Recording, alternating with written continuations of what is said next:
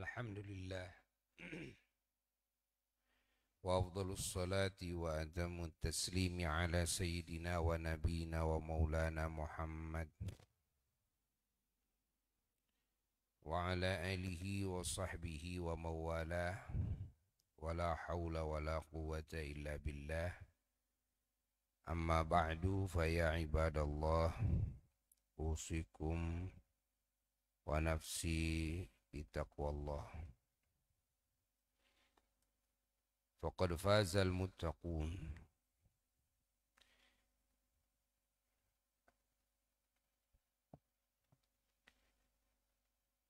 Anak-anak Buya yang Buya cintai dan segenap mustami'in mustami'at al-kiram dimanapun berada, dan juga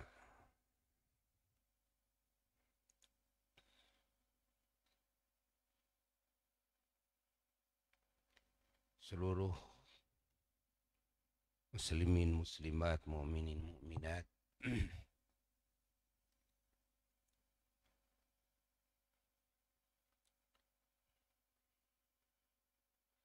dimanapun berada.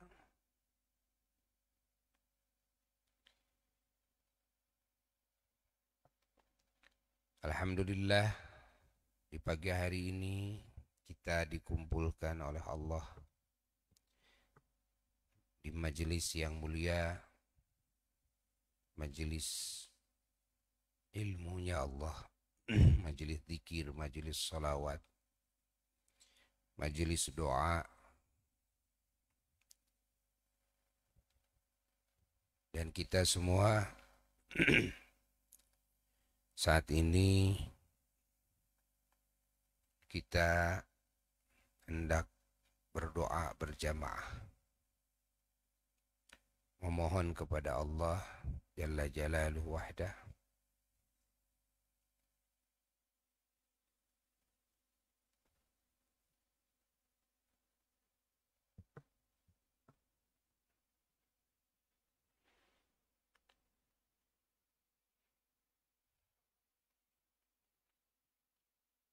agar kita semua dan segenap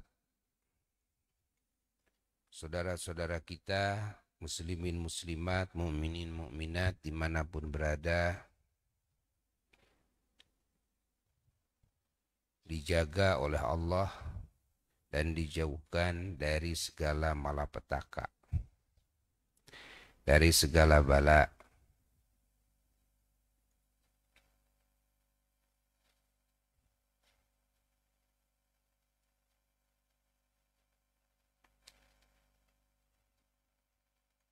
Wabil khusus bala yang diturunkan oleh Allah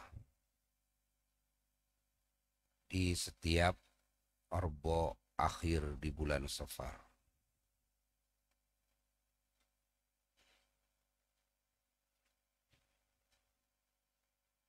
Lalu oleh Allah Subhanahu wa taala dibagi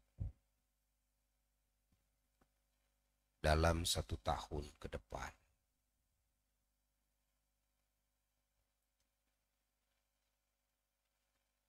Para wali ahli kasyaf mengatakan, ini bukan hadis ya, tapi para wali-wali ahli kasyaf mengatakan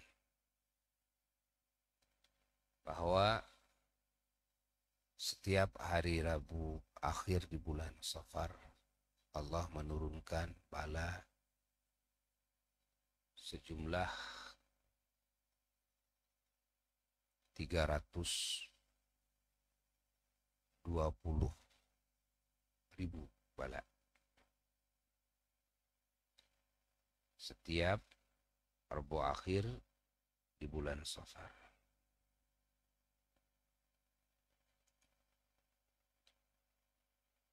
Lalu para aulia Allah memberikan ijazah doa kepada kita semua.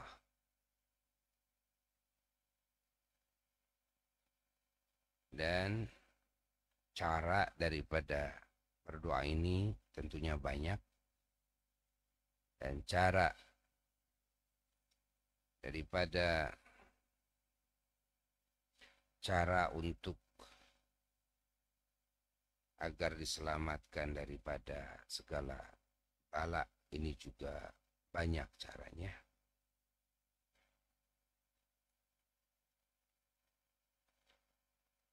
Di antaranya, kalau kita mau terhindar dari segala bala adalah dengan cara sholat. Wasta'inu bis sabri wassalah. Jadi ada dalam wilayah, dalam cakupan perintah Allah dalam Quran, wasta'inu bis sabri wassalah. Yang maknanya wallahu a'lam bi muradihi bidzalik. A'udzu billahi minasyaitonir rajim. Bismillahirrahmanirrahim. Wasta'inu, kalian harus meminta tolong kepada Allah. Kalau punya keinginan apa saja urusan dunia dan akhirat, ataupun menghadapi hal-hal yang tidak diinginkan, baik urusan dunia dan urusan akhirat, kalian harus minta tolong. Wasta'in, minta tolong kepada Allah. Dan bisabri, satu dengan cara sabar, wassalati, dan kedua dengan cara salat.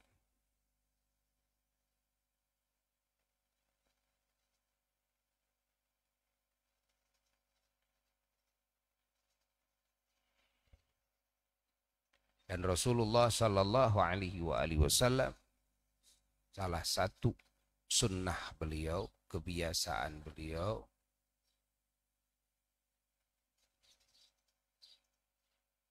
amalan beliau, cara beliau ketika menghadapi hal yang menimpa beliau, baik yang membahagiakan beliau maupun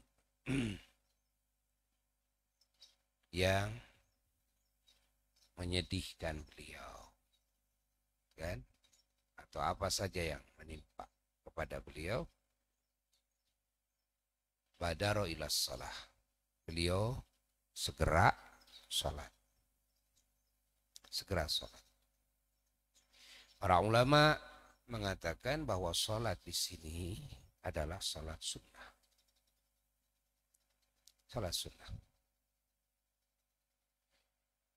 Tidak ditentukan bilangannya. Tidak ditentukan waktunya. Ya. Kecuali yang ditentukan oleh Rasulullah Sallallahu Alaihi Wasallam. Jadi sholat sunnahnya adalah sholat sunnah mutlaqah. Di dalam fiqih, di dalam syariat Islam, salah satu jenis sholat sunnah itu ada yang disebut dengan sholat sunnah mutlaqah. Ya, sholat sunnah yang tidak diikat dengan waktu, tidak diikat dengan bilangan, tidak diikat dengan tempat. Jadi salatnya salat sunnah saja. Ini bagian dari cara bertawassul, ya, yang diajarkan oleh Rasulullah Sallallahu Alaihi Wasallam, yang diajarkan oleh Allah, wasta'inu bisabri wassalah. Jadi kalau kita mau minta tolong kepada Allah itu, satu, tawassul dengan sabar. Dua, tawassul dengan sholat. Ingat, ini ayat tawassul. Ini ayat perintahan tawassul. Wabtaghu ilaihil wasilah. Salah satu tawassul yang diajarkan oleh Allah ketika kita menginginkan apa saja, atau ketika kita tidak menginginkan apa saja, baik urusan dunia, urusan agama, urusan akhirat, kita salah satu caranya adalah dengan sabar dan dengan sholat. sabar ini dijadikan wasilah dan sholat ini dijadikan wasilah oleh Allah dan untuk meraih apa yang diinginkan dari Allah Jalla Jalaluhu. Pahami oleh kita. Nah, kalian para santri ya harus mengenal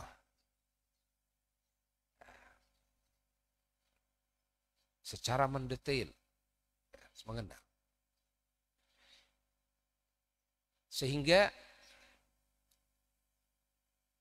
dalam sholat ini, ingat, dengan keterangan ayat Quran ini dan hadis yang tadi, bahwa Rasulullah SAW kalau ada yang menimpa kepadanya, yang datang kepadanya, baik kebahagiaan atau yang menyedihkan, ya, segera beliau sholat. Maka para ulama-ulama Allah, para salihin, para wali-wali Allah, salah satu kebiasaan amaliyahnya sehari-hari itu sholat sunnah. Datang yang membahagiakan sholat, datang yang mengkhawatirkan sholat, kan? Datang yang menakutkan sholat, datang yang menyedihkan sholat, kan? Sholat itu syiarnya orang-orang soleh. Cuma sholat ini tidak ditentukan. Ingat, bilangannya tidak ditentukan, tempatnya tidak ditentukan, waktunya. Ini sholat sunnah mutlaqah.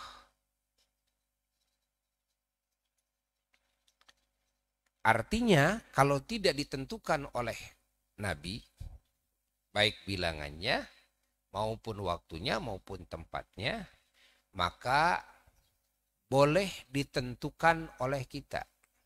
Silahkan tentukan oleh kita. Dan dengan catatan penentuan ini tidak boleh diisnadkan, disandarkan kepada Rasulullah SAW. Kata Nabi harus sholat sekian rakaat, tidak boleh kata Nabi, kan? Tidak boleh kata Nabi. Ini kata ulama, kan? Kalau kita tidak tahu, kalau kita sebagai mujtahid ulama, silakan. Ini menurut saya, bukan menurut Nabi, menurut saya. Lalu ditentukan bacaannya, apa saja bacaannya, berapa kali, gitu kan? Nah, jangan dinisbatkan kepada Nabi, tapi dinisbatkan kepada ulama. Atau kalau kita ulama mujtahid, dinisbatkan kepada saya. Nah, paham? Paham tidak? Jangan salah di dalam memahami. Karena sekarang ada yang salah faham. Apa yang salah faham? Kalau perkara yang tidak ditentukan oleh Nabi bilangannya, atau tidak ditentukan oleh Nabi waktunya, atau tidak ditentukan oleh Nabi caranya, atau tidak ditentukan oleh Nabi tempatnya, maka bid'ah dolalah kalau kita menentukannya. Titik, sampai situ bahasanya. Ini salah total pemikiran seperti itu. Harusnya koma, bukan titik. Kan? Segala hal yang tidak ditentukan oleh Nabi, baik bilangannya, maupun tempatnya, maupun waktunya, maupun caranya, kan?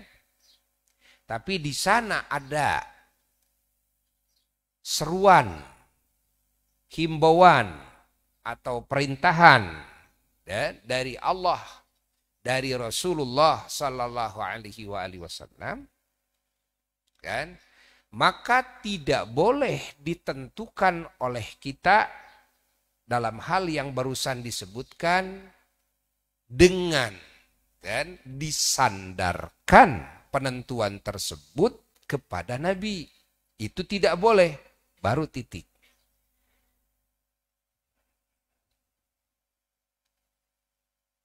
Fahami oleh kita. Karena kalau tidak boleh ditentukan oleh kita, kan, maka tidak mungkin kita bisa melakukannya tanpa ditentukan oleh kita. Tidak mungkin, bagaimana kita melakukannya. Contoh, Allah Subhanahu wa taala memerintahkan baca Quran kepada kita. Faqra'u ma tayassara minal Qur'an. Baca Quran. Yang bisa kalian. Diperintahkan baca Qur'annya. Diperintahkan. Lalu diperintahkan juga fadhkurullah. Dan kalian harus zikir kepada Allah. Diperintahkan oleh Allah. Diperintahkan oleh Allah. Lalu diperintahkan sedekah. Diperintahkan. Diperintahkan oleh Allah Ta'ala. Ditentukan tempatnya? Jawab. Ditentukan waktunya? Ditentukan kaifiyahnya? Ditentukan bilangannya? Tidak. Tapi perintahannya ada. Ada perintahannya.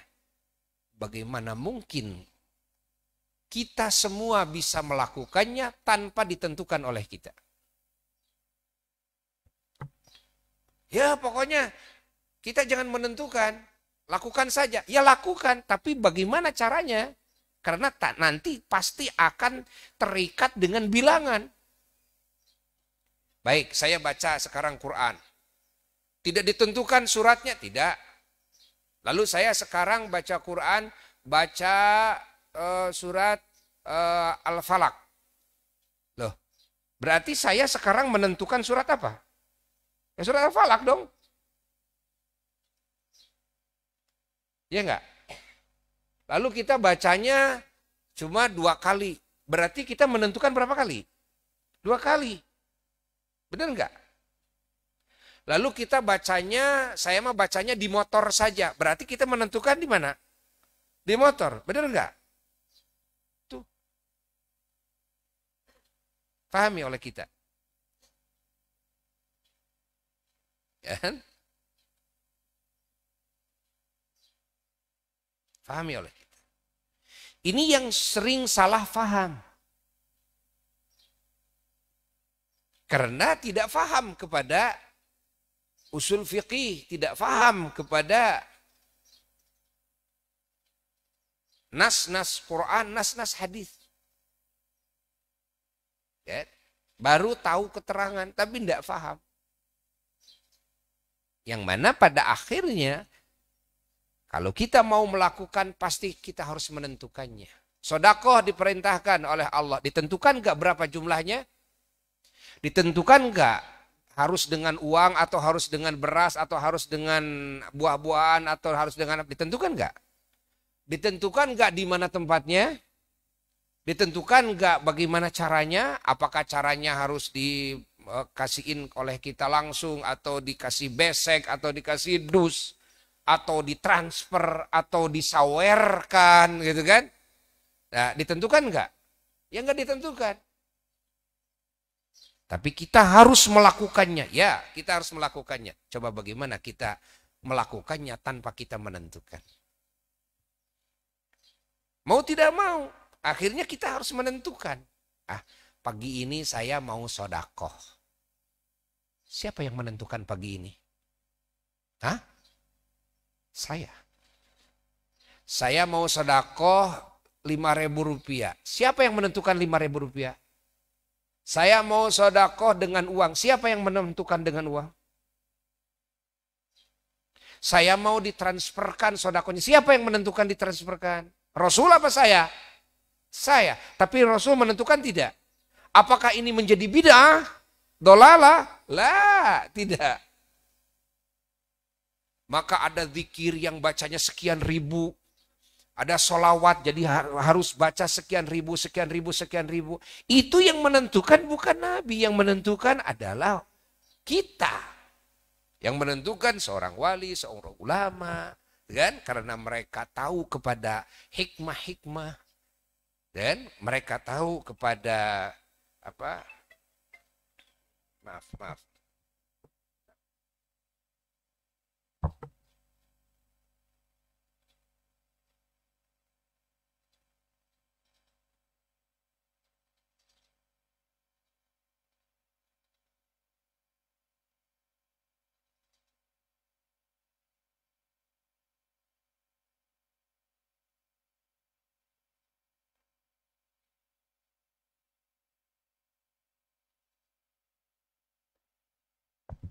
Paham ya?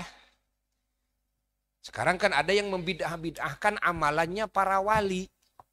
Amalannya muslimin yang suka wirid sholawat anu sekian. Tidak ada dalam hadisnya harus sholawat nariyah. Mana hadisnya sholawat nariyah? Kan? Kan? Mana hadisnya? Nah, mana ayat Qur'annya? Harus sekian kali 4444 atau sekian ratus atau sekian puluh. Lalu baca zikir. Ini harus sekian ribu dan sebagainya. Tidak ada keterangannya. Yang harus dipertanyakan, kan? Ini orang ini tidak ngerti agama ini orang. Loh ini ustadz, walaupun dia ustadz tidak ngerti dia usul fiqih. Tidak ngerti dia usul fiqih. Sehingga dia timbul suudzon kepada umat Islam, apalagi kepada para ulama dan para wali-wali Allah yang menentukan bilangan amaliyah, menentukan kaifiyahnya, menentukan tempatnya, menentukan waktunya, kan? Yang mana mereka pun juga pasti sama melakukannya, yakni sama menentukannya, kan? Tanpa mereka sadari. Mereka juga kalau mau melakukan pasti menentukan. Paham? Nggak mungkin lah kita bisa melakukannya tanpa kita menentukan. Ada yang membid'ahkan baca Yasin setiap malam Jumat. Baca surat Tabarok atau surat apa. Nggak ada hadisnya, nggak ada ayat Qur'annya. Kan? Harus baca Yasin atau harus baca Tabarok umpamanya di malam Jumat. Kan? Yang harus dipertanyakan pertama, adakah perintahan baca Quran? Hah? Ada. Itu jelas ayatnya? Jelas. Jelas hadisnya? Jelas. Ditentukankah kapan waktunya? Ditentukankah berapa bilangannya? Ditentukannya harus surat apa? Ditentukannya di mana tempatnya? Baik. Kan? Sekarang bagaimana kamu melakukannya? Ya pokoknya mah surat apa saja. Ya sok atuh baca. Oh, saya mah sekarang bukan baca Yasin, saya mah mau baca surat Kulhu saja, gitu kan? Silakan. Siapa yang menentukan sekarang harus surat Kulhu saat ini? Dan siapa yang menentukan saat ini kamu bacanya? Siapa yang menentukan di sini kamu membacanya? Bukankah kamu? Ya iya. Loh, kalau begitu kamu bid'ah dong, sama-sama bid'ah. Kepada orang lain kamu nuduh bid'ah. Kamu sendiri menentukan. Paham tidak? Paham tidak? Lah, kamu baca surat mana saja, surat yang mana saja, kamu baca di mana saja, itu kan? Sesuka kamu, kan? Artinya kamu menentukan, kan? Oleh kamu sendiri. Yang Nabi tidak tentukan. Ada lagi yang membidah-bidahkan nyawer. Nyawer itu kan, ada nyawer uang gitu kan. Ini bid'ah, dolalah, tidak ada dalam hadisnya. Kalau sedekah ada. Ya ada kalau sedekah dalam Quran, dalam hadis. Saya tanya, caranya disebutkan tidak? Jenisnya yang harus disedekahkan disebutkan tidak? Bilangannya disebutkan tidak, tempatnya disebutkan tidak, waktunya disebutkan tidak. Lakukan oleh kamu, bagaimana kamu cara melakukannya. Ah, saya mah sodakoh ya sodakoh saja. Iya, bagaimana caranya? Coba lakukan. Ya gimana saya saja. Iya, bagaimana melakukannya? Saya ingin tahu cara melakukannya. Ya pokoknya ya caranya bagaimana saya saja. Loh, kan? Jadi bagaimana prakteknya? Saya mah sodakohnya sekarang pakai duit, pakai amplop saja. Mana hadisnya harus pakai amplop? Dan mana hadisnya harus pakai duit rupiah Indonesia? Kan? Mana hadisnya harus sekarang? Paham tidak? Pakai amplop kek, disawerkan kek, kan? Intinya tadi sedekah. Intinya tadi zikir, bilangannya bagaimana kek? Nah, jadi artinya bebas bagi kita sebagai umat baginda Rasulullah SAW menentukan sesuka kita. Bebas. Yang tidak boleh menurut agama adalah ketika penentuan ini dinisbahkan kepada Nabi padahal Nabi tidak menentukan. Nah ini yang menjadi masalah. Saya baca sholawat Nariyah 4444 kata Nabi padahal enggak. Enggak ada keterangannya. Paham tidak? Saya sholat 4 rakaat di hari Rebo Wekasan kata Nabi. Nah ini yang jangan. Tidak boleh. Paham tidak? Paham tidak? Saya baca ini, baca ini, baca ini. Ya, di hari Rebo Wekasan ini doanya ini kata Nabi. Nah ini yang nggak boleh. Kalau bilang kata Nabi harus jelas ada dari Nabi. Minimal hadis yang dhaif. Karena kalau urusan fadilah amal hadis yang dhaif diterima. Ya kan? Apalagi kalau dapat hadis yang sahih. Jadi permasalahannya ketika Allah tidak menentukan kan bilangannya, kaifiyahnya, tempatnya, waktunya, ya, pahami. Pahami oleh kita. Pahami oleh kita. Yang tidak ditentukan oleh Allah dan Rasulnya sallallahu alaihi wasallam, maka bebas bagi kita menentukannya sesuka kita. Asal jangan menisbahkan penentuan oleh kita, jangan dinisbahkan kepada siapa? Kepada Allah dan kepada Rasul. Sallallahu alaihi wa alihi wasallam. Kecuali kalau ada keterangan yang datang dari Nabi. Pahami? Ya. Contoh seperti mana?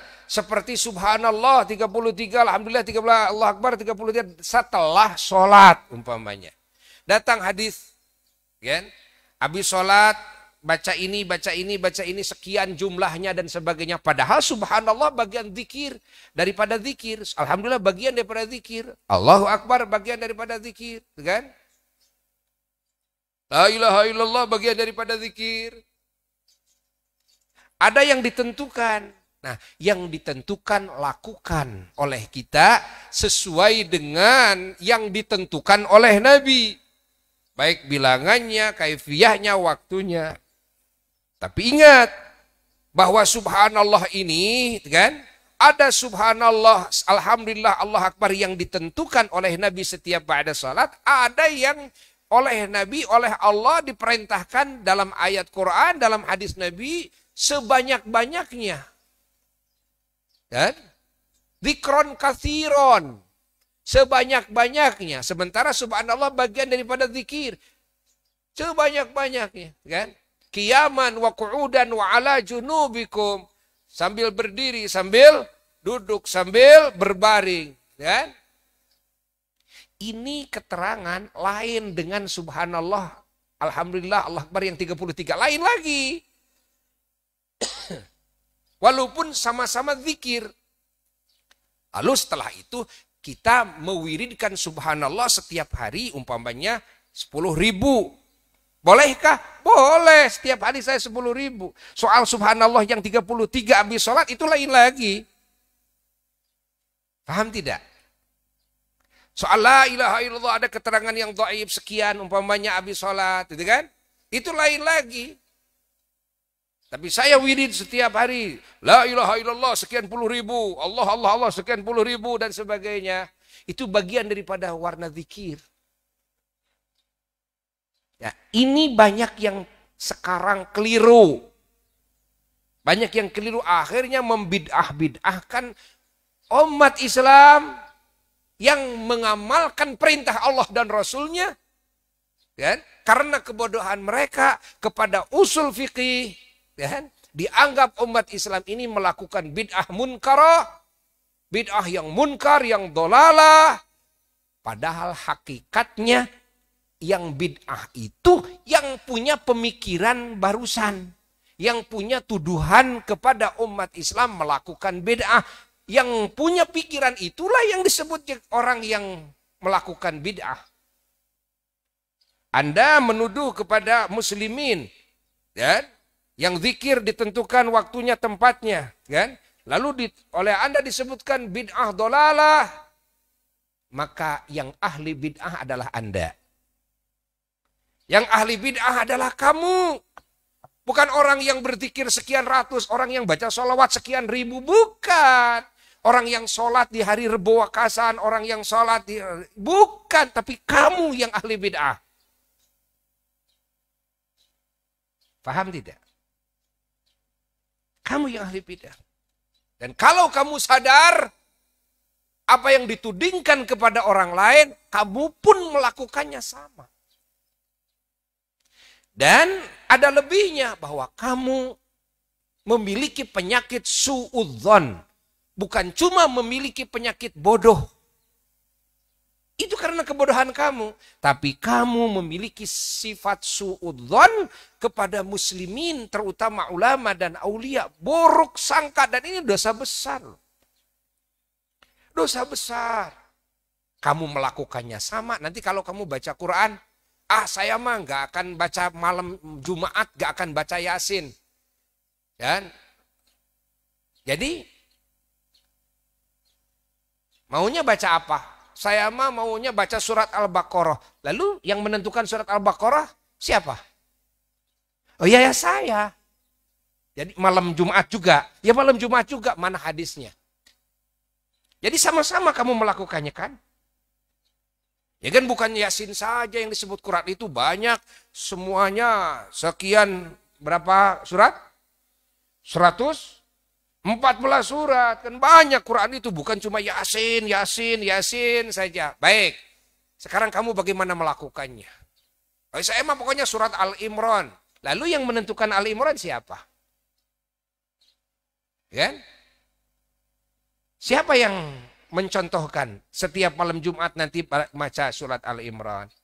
Kamu melakukannya malam Jumat juga. Atau malam apa saja? Pahami. Jadi kamu plus-plus nanti kesalahan kamu.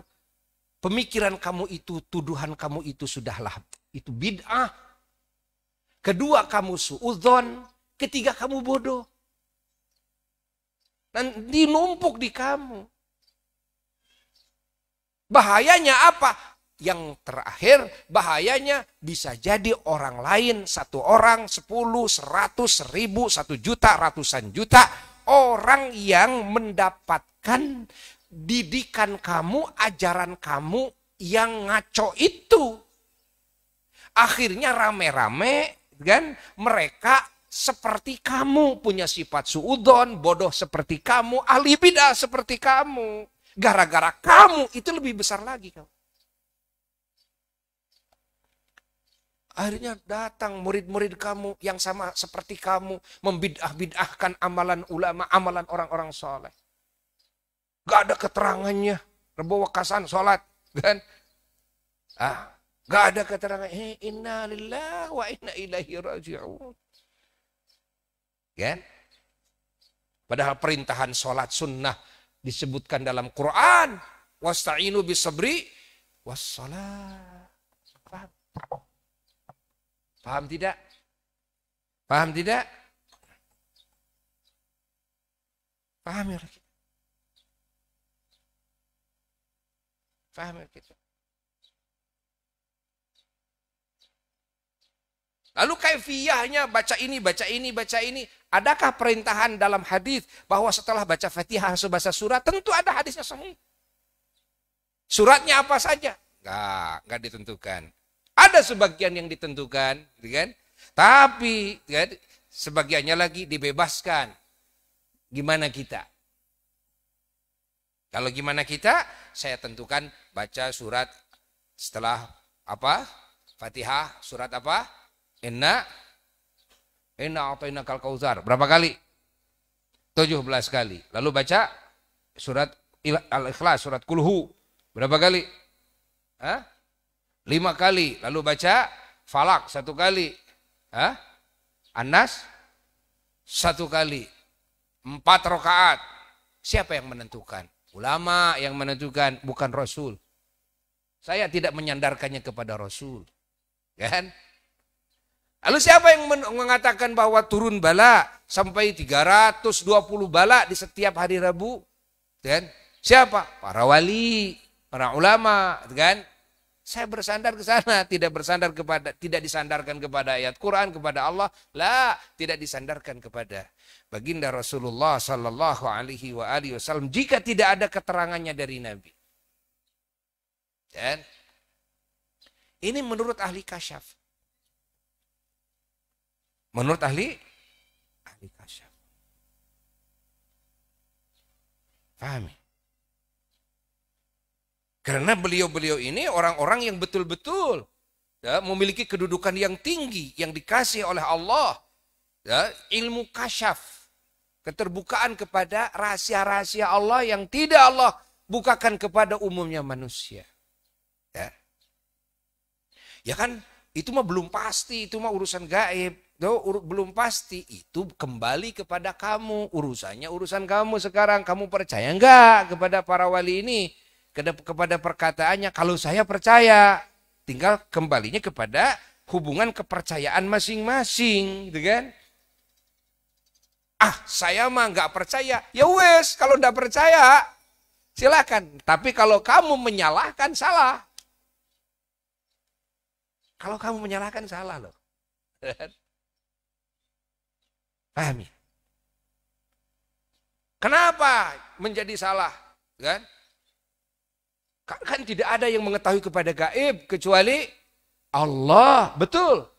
Tapi kalau Allah yang ngasih tahu, mungkin apa tidak? Mungkin. Para nabi dikasih tahu, jadi tahu. Tadinya tidak tahu, jadi tahu.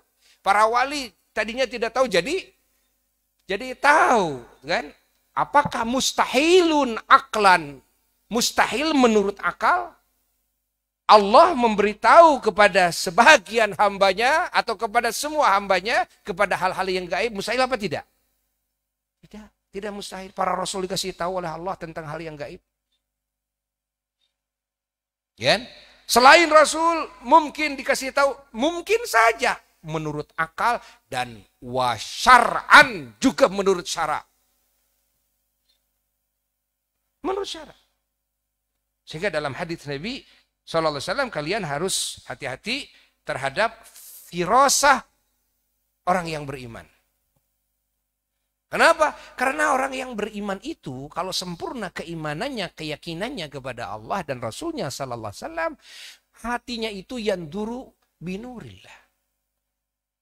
Melihat dengan nur dari Allah Jalla Jalaluhu Wahda, dengan cahaya dari Allah Jalla Jalaluhu Wahda. Sehingga selalu tepat. Ya. Selalu tepat, namanya firasah. Selalu tepat. Paham? Kenapa selalu tepat?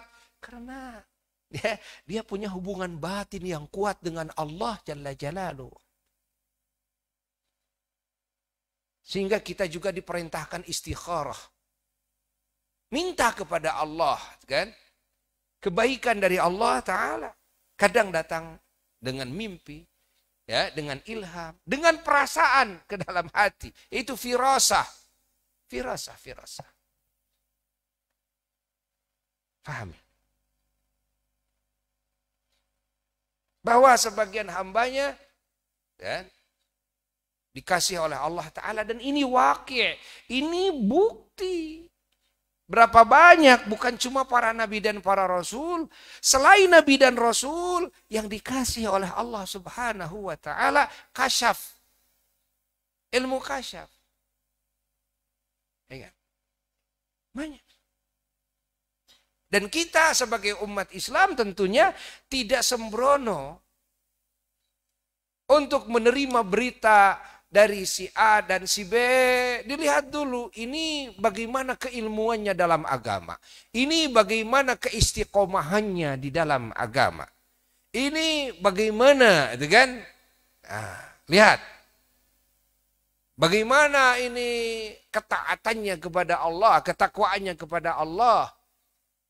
Dan sebelum memandang kepada kasyafnya, sebelum memandang kepada ijabah doanya, sebelum memandang kepada khawarik lil adahnya, lihat dulu. Ternyata yang mengatakan seperti ini bukan satu orang dua orang, karena para wali Allah itu banyak. Ya kan?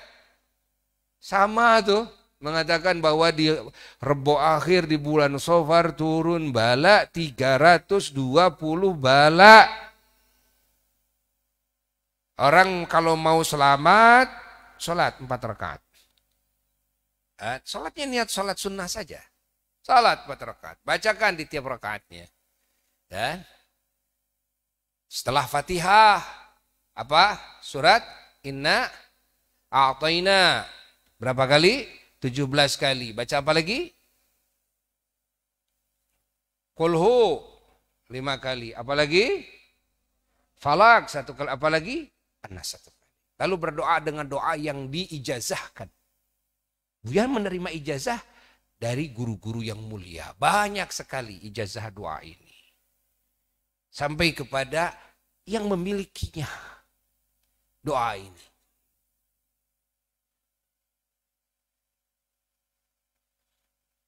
Alhamdulillah. Termasuk yang ditulis dalam kitab Kanzun Najah.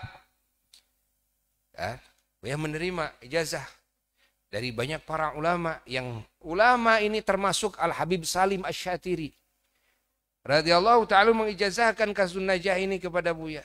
Kan? Beliau menerima daripada gurunya. Mu'allif Kanzun Najah ini, kan ulama yang sini-sini. Ulama yang sini-sini. Yang mana beliau aslinya adalah orang Quds. Orang Quds. Quds itu adalah orang Maqdis. Orang Maqdis. Sana di Syria, Palestina. Ya, sana. Quds. Sanadnya dekat kok. Sanadnya dekat. Ya. Dan bukan di situ saja. Dari banyak kitab-kitab yang tersambung. Ya. Tersambung kepada muallifnya. Tersambung kepada aulia-aulia Allah yang mengajarkannya. Tinggal percaya apa tidak kepada para wali-wali Allah ini. Kan? Kalau Buya sendiri, kan? Jangankan kepada wali Allah, kepada orang biasa saja, bukan ulama, bukan wali, kan? Banyak loh orang yang Buya percayai omongannya. Hatta Buya percaya kepada ibu sendiri dan bapak sendiri bahwa dia adalah ibunya Buya, bahwa dia adalah bapak Buya. Dari mana Buya tahu? Ya dari ibu. Dari mana Buya tahu? Dari bapak. Berita dari siapa? Dan ya dari orang tua bahwa saya adalah anaknya. Percaya enggak? Percaya enggak? Kalian percaya punya ibu enggak? Punya bapak? Yakin bahwa itu ibu kita? Yakin bahwa itu bapak kita? Tahu enggak pas waktu dilahirkan bahwa itu ibu kita? Hah? Mana dasarnya? Kamu meyakini bahwa itu ibumu, itu bapakmu. Mana dasarnya? Sehingga lahirlah hukum nanti kamu haram menikahi ibumu. Haram menikah dengan bapakmu. Loh, bukan masalah haram menikah dengan ibu dan bapak. Masalahnya tadinya, dari mana kamu menetapkan bahwa itu ibu? Dari mana kamu menetapkan bahwa itu bapakmu? Sementara hadis tidak ada, ayat Quran tidak ada, wahyu tidak turun. Benar nggak? Tapi kamu percaya? Ibumu ulama besar? Jangankan ulama besar, ulama kecil juga bukan. Bapakmu seorang waliullah? Tidak. Tapi kamu percaya? Kamu percaya. Berita si A, berita si B, banyak yang kita bisa percayai. Bagaimana dengan beritanya wali? Dikemanain itu akal kamu dikemanain. Sementara orang-orang yang ulama bukan, wali bukan. Ingat, kamu juga banyak percaya kepada mereka kok.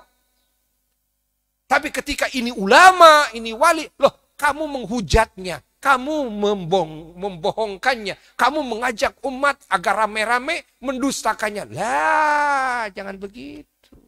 Itu sudah hilang itu. Akal sehat kamu sudah hilang. Coba kalau kamu sekarang disuruh atau ditanya, berani kamu menikahi itu yang disebut ibumu? Tidak. Kenapa? Oh, karena itu ibu saya.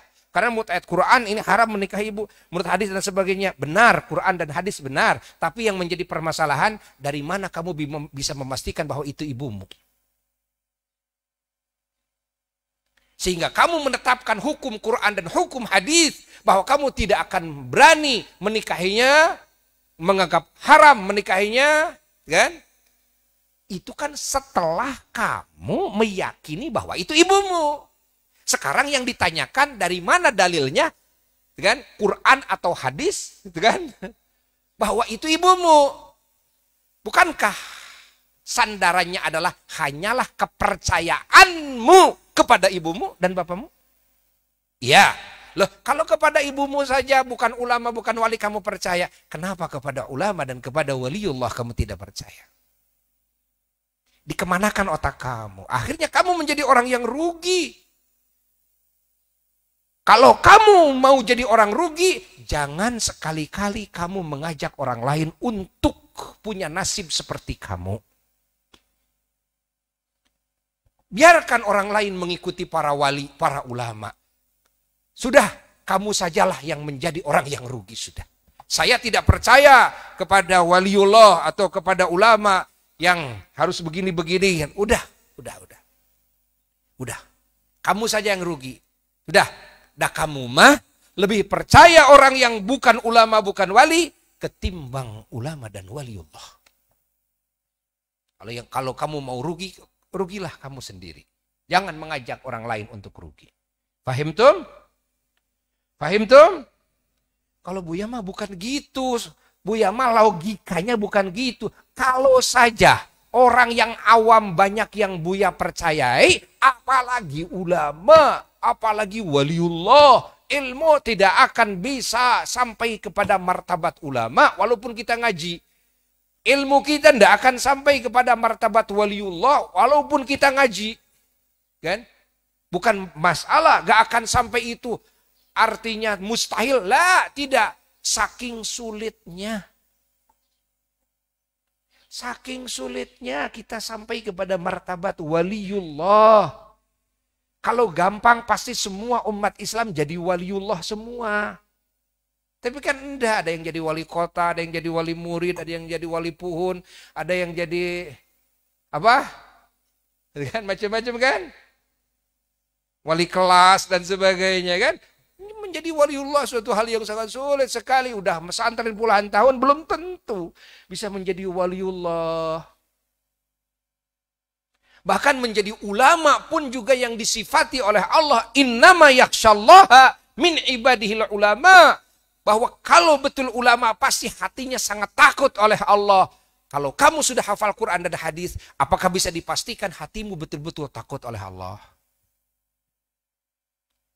Karena khosyah adalah sifat hati. Sifat hati tidak ketahuan.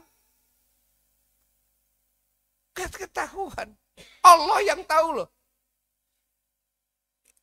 Yang jelas ini hafal Quran, ini hafal hadis, ini mengetahui ilmu agama. Gitu kan? Itu yang jelas secara dohir. Tapi hakikatnya hatinya, betulkah hatinya takut oleh Allah atau tidak? Yakhsyallaha ataukah tidak? Allah yang tahu. Makanya bukan cuma kepada hakikat kewalian seseorang saja yang tidak bisa mengetahuinya secara yakin, pasti juga kepada keulamaan seseorang secara hakiki kita juga tidak akan tahu. Hatta kepada kesolihan secara hakiki, hatta kepada kesyahidan secara hakiki. Rasul saja mengisyaratkan orang yang mati di tengah-tengah medan perang di antara dua saf ya yang sedang berjuang di jalan Allah, Nabi malah mengatakan wallahu a'lam.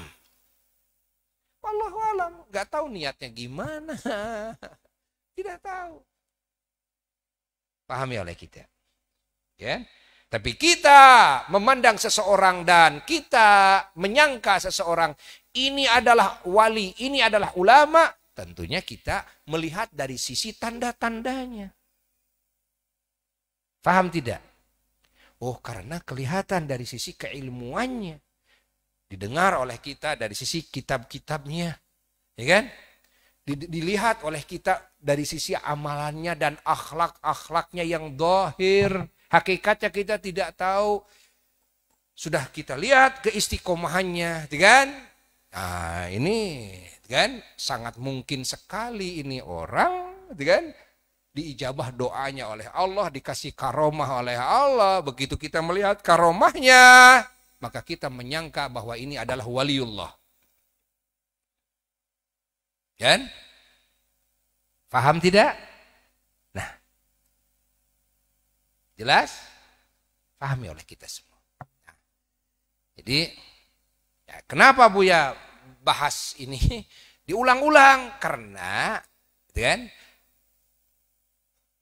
Tudingan-tudingan dari sebagian saudara-saudara kita. Tudingan bid'ah dolalah kepada kita dan kepada umat Islam yang suka melakukan ritual. Ada nisfu sya'banan, ada kan macam-macam lah. Ada muharraman, ada apalagi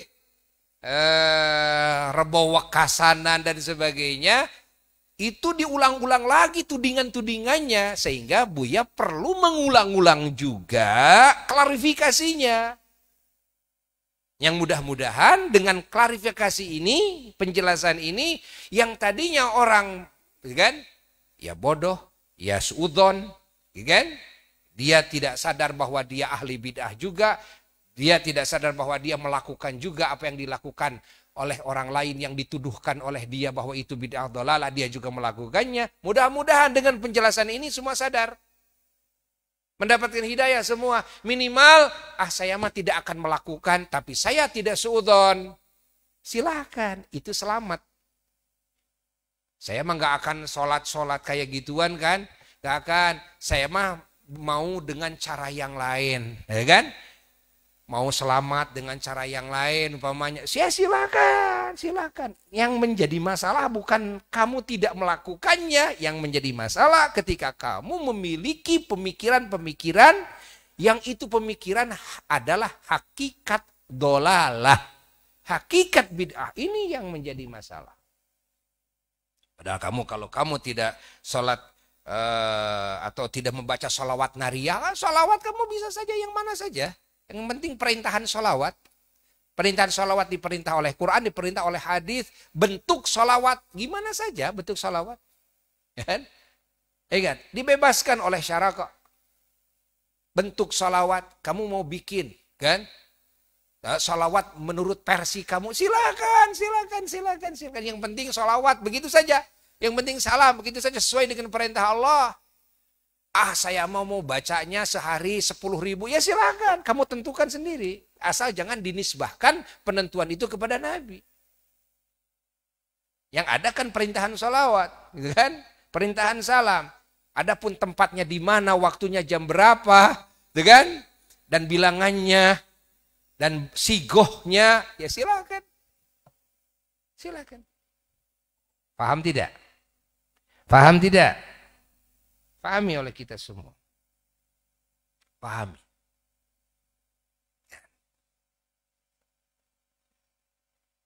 Tapi kan di dalam hadis disebutkan ada sholawat yang disebutkan oleh Nabi. Seperti dalam hadis sholawat Ibrahimiyah dan sebagainya itu kan. Tapi kan Nabi dalam hadis juga kan, mencontohkan juga sholawat sigoh-sigoh yang lain. Kan? Lalu juga di samping itu, kan, kalau kita melihat ranah hukum, kan, dari cakupan perintah Allah, sallu alaihi wasallimu taslima, dari cakupan hadis-hadis Rasulullah SAW, perintahan salawat dan salam. Nah, kalian akan mengetahui, kan, bahwa perintahan salawat itu diumumkan oleh Nabi, diumumkan oleh Allah. Sigohnya diumumkan, walaupun yang lebih utama tentunya, kan, yang sudah dicontohkan oleh Rasulullah Sallallahu Alaihi Wasallam, dan ulama mengatakan sama bahwa salawat yang paling afdol, ya, yang dicontohkan oleh Nabi, salawat yang suka dipakai dalam sholat. Itu pun juga yang dipakai dalam sholat banyak riwayat yang berbeda-beda. Ingat. Sehingga sebagian ulama mengumpulkan riwayat tersebut sehingga lahirlah salawat yang suka dipakai oleh kita semua. Allahumma shalli ala sayyidina Muhammad wa ala ali sayyidina Muhammad kama shallaita ala Ibrahim wa ala sayyidina Ibrahim barik ala sayyidina Muhammad kama barakta ala sayyidina Ibrahim wa ala sayyidina Ibrahim fil alamin innaka Hamidum Majid. Sebetulnya salawat ini saja riwayatnya macam-macam. Kan? Dan alhamdulillah kita menggabungkan banyak riwayat ini sehingga kita harus bersyukur tuh ulama yang mengajarkan kepada kita. Padahal kalau kita lihat hadis ini banyak riwayat yang tidak seperti itu. Paham tidak? Paham Tom? Ini kalian ini santri nih harus bisa menjelaskan juga kalian kepada publik, ya kan? Agar tidak ada di antara umat Islam yang punya pemikiran di atas kebodohan, yang punya pemikiran, ingat, di atas kesesatan, yang punya suudzon di dalam hatinya. Jangan melakukan seperti itu, ya kan? Nah, mudah-mudahan kalimat ini manfaat. Dan Buya menambah dalam apa yang disebarkan oleh Buya, menambah. Apa yang Buya tambah? Buya tambah apa? Contoh, sebelum sholat kita mandi dulu pagi-pagi.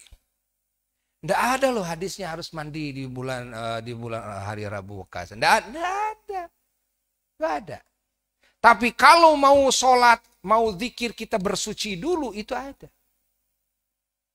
Dan salah satu bersuci yang sempurna adalah mandi. Kita mau menghadap Allah, mau berzikir kepada Allah, berdoa kepada Allah, adab kepada Allah, mandi dulu dong. Wudu dulu dong. Dan paham? Paham tidak?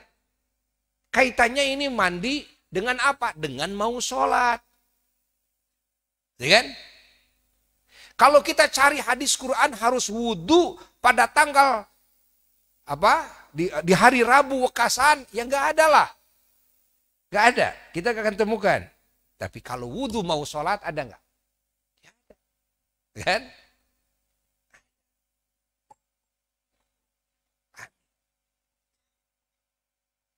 Paham tidak? Mau baca Quran punya wudu, mau zikir punya wudu, itu kan? Tambahin sodakoh. Nggak ada lah, harus sodakoh tanggal atau hari Rabu Wekasan, ya nggak ada lah. Tidak ada, nggak ada. Tapi kalau sodakoh, kan? Bahwa sodakoh itu menolak bala, ada nggak? Ya ada. Karena saya ingin selamat dari segala bala, ya saya sodakoh, bagus, kan? Ini kamu cara mengkaitkannya dengan apa? Itu kan? Makanya tidak boleh suudzon kepada ulama. Yang jelas kamu bodoh dan kamu ingat. Pahami oleh kalian, dipahami kalau kalian punya suudzon kepada para ulama, kepada mukminin, mukminat, hati-hati. Kamu yang bodoh. Kamu yang bodoh.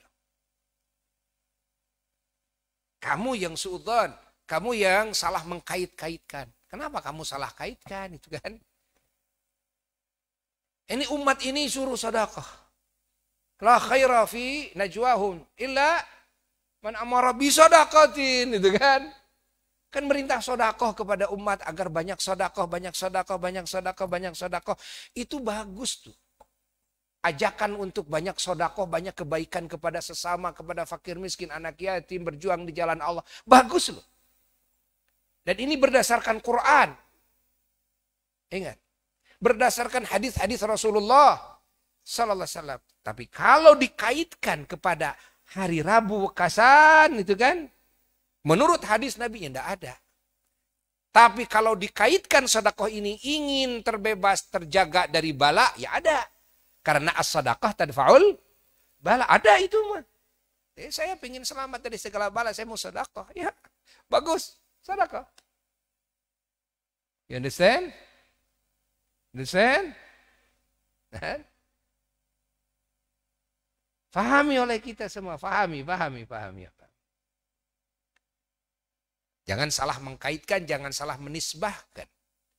Kan? Dan jangan suudzon kepada ulama, kepada umat Islam. Kan? Yang disangka oleh kalian bahwa ini umat Islam menisbahkan kepada Nabi. Tidak, umat Islam tidak menisbahkan kepada Nabi. Seperti itu. Yang dinisbahkan kepada Nabi adalah yang pokoknya. Apa? Perintahan sedekah, saya mau sedekah. Kan? Adapun menentukan hari, menentukan tempat, bilangan dan cara, itu mas saya yang menentukan. Adapun perintahan sedekahnya adalah perintahan dari siapa? Dari Allah dan Rasulnya sallallahu alaihi wasallam. Faham? Ya, udah. Ingat, ini kalimat ini catat. Ya. Catat. Pahami ini. Paham? Kalau ada yang nanya, jawab seperti itu. Jawab. Pernah Buya dianggap ini bid'ah nih Buya Muhyiddin. Kenapa suka nyawer katanya? Kalau pengajian suka nyawer gitu kan? Nyawer duit, suka nyawer. Ini amalan yang bid'ah nih. Bid'ah dolalah. Kenapa nggak ada dalam hadisnya? Kan? Coba kalau Buya tanya, perintah sedekah ada nggak? Ya ada, tapi cara nyawer nggak ada. Terus kamu mau cara gimana? Ya saya mah ya kasihin aja lah duit. Gitu. Gimana caranya? Ya langsung kasihin saja. Adakah hadisnya harus begitu? Ya bisa kan ditransferkan. Adakah hadisnya harus transfer? Pakai amplop. Adakah hadisnya harus pakai amplop? Ayo jawab dulu. Jadi yang menentukan kamu pakai amplop atau ditransfer siapa? Rasul? Bukan. Kalau begitu kamu juga ahli bidah kan? Itu kan? Pahami. Malah kalau ditambah dengan idkhalus surur, memberikan kebahagiaan kepada sesama. Itu kalau disawer, hatta duit 2000 perak, orang itu bahagia. Itu hebatnya. Coba kalau dibagi semuanya, apalagi orang kaya kasih ini atur lumayan 2000 perak, dia pasti akan merasa dihinakan. Tapi begitu disawer, orang kaya aja ikut. Wah, kan? Orang yang banyak duit ikut. Seneng nggak? Seneng nggak? Seneng nggak? Ya kalau seneng, idkhalus surur udah ibadah lagi. Ada keterangannya? Ya ada keterangannya. Subhanallah. Subhanallah. Ya tapi kan pakai sikut-sikutan. Ya itulah yang tidak boleh. Yang pakai sikut-sikutan gitu kan.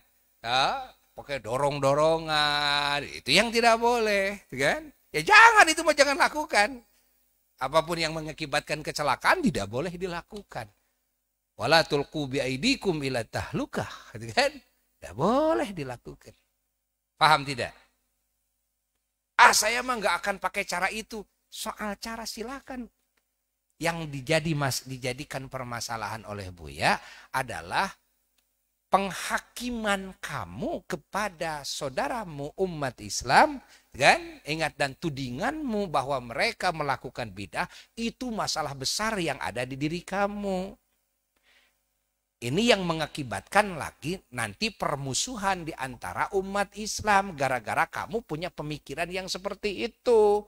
Akhirnya kamu membid'ah-bid'ahkan sesama umat Islam, menganggap syirik kepada sesama umat Islam. Akhirnya nanti apa? Ya berperang ke sananya. Sininya apa? Sininya terus hatinya penuh dengan kebencian kepada sesamanya.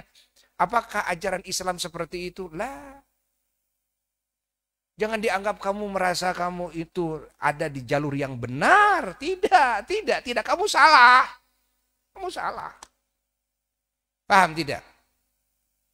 Jelas?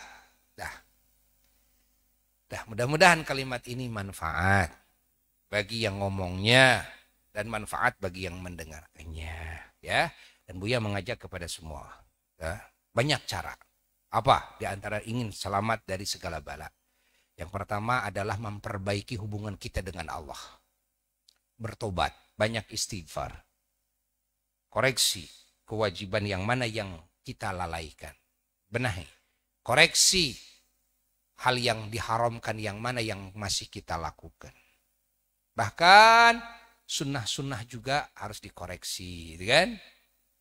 Dan makruh-makruh juga harus dikoreksi, kan? Lalu samping itu juga setelah kita bertobat, banyak istighfar, kan? Yang bisa menyelamatkan kita yang menjadi sebab adalah banyak berdoa. Kan? Ud'uni astajib aku.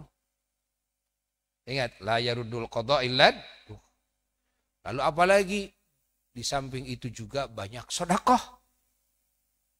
Harus sering, setiap hari itu ada sedekah, setiap hari ada sedekah, terutama kepada orang soleh. Kalau ada ulama, kalau ada wali, kalau ada nabi, dan hadiah, hadiah kepada ulama, hadiah kepada orang-orang soleh, kan? Nah, paham? Lalu, dan apalagi di samping sedekah adalah sholat dan sabar. Wasta'inu bisabri wassalah. Sabar, sholat. Selalu menghadapi berbagai hal itu dengan kesabaran. Penuh sabar, lalu sering sholat. Kan? Dikit-dikit sholat, dikit-dikit sholat, dikit-dikit sholat. Itu mau siang mau malam. Kan? Cuma sholat sunnah mutlaqah tidak boleh dilakukan di waktu-waktu yang diharamkan. Setelah sholat asar dan sampai maghrib. Atau mendekati maghrib yang sudah keluar apa itu? Layung. Lembayung gitu kan. Atau juga setelah salat subuh sampai terbit matahari. Atau pas mau terbit matahari sudah kelihatan istilah orang Sunda coreng cangtihang. Udah mulai terang-terang kelihatan itu jang. Atau di waktu zawal. Pas matahari di atas kepala kita. Dan itu pas menjelang duhur. Nah, waktunya memang sangat singkat sekali. Kan? Nah, singkat sekali. Nah, sholat sunnah mutlaqah jangan dilakukan di waktu-waktu itu. Itu juga ada pengecualian. Kecuali di Makkah. Menurut madhab Syafi'i. Di Makkah tidak ada waktu yang diharamkan. Wis, jalan terus. Jalan terus sholat sunnah mutlaqah asal di wilayah tanah haram Makkah, jalan terus. Paham? Dan Allah. Dan ada pengecualian yang sholat zawal itu di hari Jumat. Jangan boleh di hari Jumat. Dan, paham? Jelas? Nah. Alhamdulillah.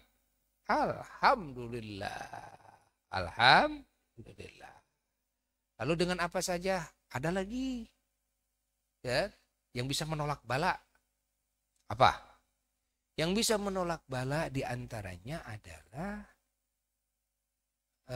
kita sering silaturahim, terutama kepada orang-orang soleh. Niatkan sekarang ini silaturahim. di antara kita semuanya. Kenapa? Karena silaturahmi, kata Nabi, man arada ayyusa'a fi rizqih wa yunsa'alahu fi umurih falyasil rahimah. Barang siapa orang yang menginginkan dilapangkan rizkinya dan yang menginginkan kan ditempokkan umurnya, maka hendaknya dia bersilaturahmi. Jadi silaturahmi itu hikmahnya dan faidahnya, satu dilapangkan rizki, kedua dipanjangkan umur. Loh, kalau memang dilapangkan rizki, ingat bahwa rizki itu luas sekali. Yang manfaat bagi kita itu namanya rizki. Yang manfaat bagi yang lain itu artinya rizki. Dan rizki yang sangat mahal apa? Adalah iman, Islam, ihsan. Lalu setelah itu apa rizki yang sangat mahal? Adalah umur. Setelah itu apa rizki yang sangat mahal? Adalah sehat dan selamat. Ya kan? Ini rizki. Keamanan, ketentraman. Kan? Ini rizki yang sangat mahal. Kita hidup tentram, damai, itu kan? Ini rezeki yang sangat mahal. Aman, negara kita aman. Ini rezeki yang sangat mahal loh. Kita sehat. Ini rezeki yang mahal. Cerdas. Ini rezeki yang sangat mahal. Paham tidak? Paham? Jelas? Jelas? Apalagi rezeki yang sangat mahal. Rezeki yang sangat mahal adalah segala nikmat yang Allah berikan kepada jasad kita, kepada alam batiniah kita. Warna-warni kenikmatan. Kan? Ini juga rezeki. Paham?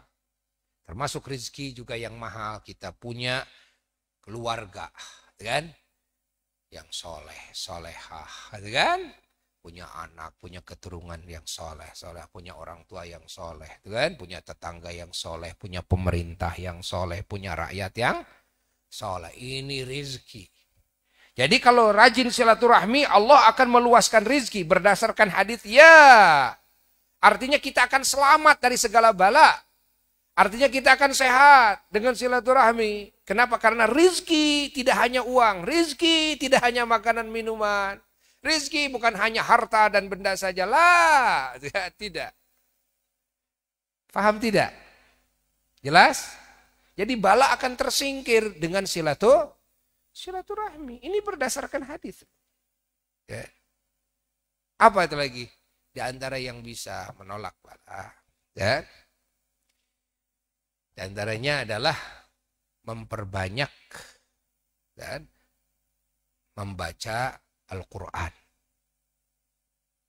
Apalagi memperbanyak zikrullah, zikir. Apalagi kan memperbanyak membaca salawat dan salam kepada baginda Nabi besar Muhammad sallallahu alaihi wasallam. Apalagi mendongeng-dongengkan manakibnya orang-orang soleh, terutama para ulama, para wali, para nabi, para rasul alaihi wassalatu wassalam, terutama sekali manakibnya junjunan alam Sayyiduna wa Maulana Muhammad SAW. Maka membacakan kitab Maulid Nabi, riwayat Maulid Nabi yang di sana menceritakan manakib Sayyiduna wa Maulana Muhammad SAW itu adalah faktor penyebab kita terjaga dari segala bencana. Baca qasidah, burdah, baca berjanji dan sebagainya. Kenapa? Karena wa inda dzikri sholihin tatanazzalur rahmatu. Ketika disebut-sebut orang soleh, apalagi nabi, apalagi junjunan semua nabi dan rasul. Seketika rahmat turun dari Allah Jalla Jalaluhu wahda. Dan kasih sayang Allah yang disebut rahmat ini bisa berwujud kita selamat dari segala musibah. Kita dijauhkan dari segala fitnah. Kita dijauhkan dari penyakit dan wabah. Kalau kita lagi mendapatkan musibah, dicabut musibah ini. Kalau kita sedang mendapatkan ujian penyakit, dicabut penyakit ini. Diganti dengan kesehatan dan kenikmatan. Ketika kita menyebut-nyebut manakibnya orang-orang soleh. Paham tidak? Jelas? Paham? Paham ini? Paham? Allah. Allah. Dah. Segitu aja dulu ya. Karena kalau dibahas ini sangat banyak sekali kan, tidak cukup waktunya. Ya kan? Banyak di antara kita juga yang mau melakukan kewajiban-kewajiban yang lain daripada jamaah yang ikut saat ini. Mari kita sekarang kita sholat ya. Hari ini ingat, perbanyak membaca sholawat tunjina. Perbanyak sholawat tunjina sebanyak-banyaknya. Kan? Hari ini sekali lagi perbanyak salawat tunjina agar diselamatkan dari segala bala. Allahumma salli ala Sayyidina Muhammad salatan tunjina atau tunajjina. Boleh. Dua sigah ini Buya mendapatkan ijazah dan Buya sudah mengijazahkan kepada semua jamaah. Allahumma salli ala Sayyidina Muhammad. Ya Allah, semoga kau tambahkan rahmat atas junjunan kami Kangjeng Nabi Muhammad sallallahu alaihi wasallam, salatan dengan salawat, dengan rahmat, tunjina atau tunajjina biha, yang mana engkau menyelamatkan kami semua. Dan dengan barakah salawat tersebut, dengan rahmat tersebut, min jami'il, coba baca, min jami'il ahwali wal afat, dari seluruh bencana, dari seluruh bala, ya, terus seluruh bahaya, mara bahaya. Wa taqdi lana biha jami'al hajat, dan yang mana dengan rahmat tersebut engkau ya Allah, engkau memenuhi semua kebutuhan-kebutuhan kami. Terus wa tutahhiruna biha min jami' sayyi'at, dan dengan rahmat tersebut engkau mensucikan kami semua. Dan terus min jami'is sayyi'at, dari segala kejelekan yang zahir, yang batin, dari sifat-sifat hati yang buruk, yang busuk, kan? Akhlak yang tercela, kau sucikan. Jami'is sayyi'at. Terus wa tarfa'una biha indaka ala darajat, dan dengan rahmat tersebut engkau mengangkat dan meninggikan kami di sisimu di derajat yang tertinggi. Terus wa tuballighuna biha aqsal ghayat, dan dengan rahmat tersebut engkau menyampaikan kami kepada puncaknya semua puncak, min jami'il khairati, dari segenap warna-warni kebaikan, fil hayati, di dalam kehidupan kami di dunia ini. Terus wa ba'dal mamat, dan setelah kematian kami kelak. Terus wa ala alihi wa sahbihi salim, dan semoga engkau melimpahkan dan rahmat dan salam kepada keluarganya Kangjeng Nabi SAW dan kepada para sahabatnya. Nah, ini makna daripada sholawat tunjina. Kalau kita dawamkan, kita akan dijauhkan dari segala bala malapetaka, kita akan dikabul segala doa, kita akan disucikan dari segala kejelekan, kita akan ditinggikan derajat setinggi-tingginya, kita akan disampaikan kepada puncaknya segala puncak kebaikan di dunia dan setelah mati kita. Allah. Paham tidak? Nah, yang belum dapat ijazah, saat ini Buya mengijazahkan kepada semuanya.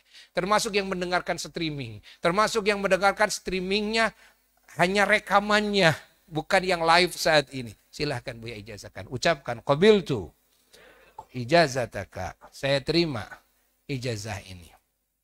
Alhamdulillah. Banyak terus sudah. Ya, sekian. Alhamdulillah. Kita sekarang mau melaksanakan sholat bersama-sama ya. Dibimbing nanti juga sama Buya insyaallah. Setelah itu kita berdoa. Ya, sekian. Wassalamualaikum warahmatullahi wabarakatuh.